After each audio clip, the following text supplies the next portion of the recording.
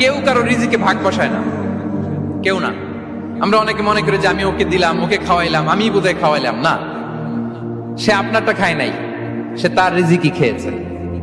আমাদের ঘরে আমাদের বন্ধু বান্ধব আসে অনেক সময়, আমাদের ঘরে অনেক সময় অতিথি আসে, তাদেরকে আমরা আপ্যায়ন করি, তাদেরকে খাওয়াই। আসলে সে আমারটা খায় না, সে কারটা খায়? তার নিজেরটাই খায়। বিষ্ণু ইসলাম এটা খুব সুন্দর করে বলেছেন। ওনার কাজিন চাচাতো ভাই আব্দুল্লাহ ইবনে আব্বাসকে একদিন অনেক নাসিহা করছিলেন।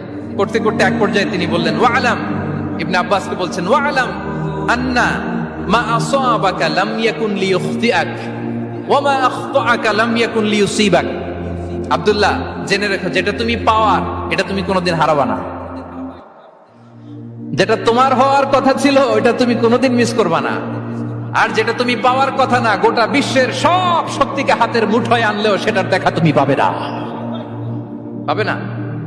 ওয়ালাম আন্নামা আসাবাকা লাম ইয়াকুন লিইখতিআক ওয়া মা আখতাআকা লাম ইয়াকুন লিইউসিবাক রুফিআতিল আকলাম ওয়া জাফফাতিস সুহুফ।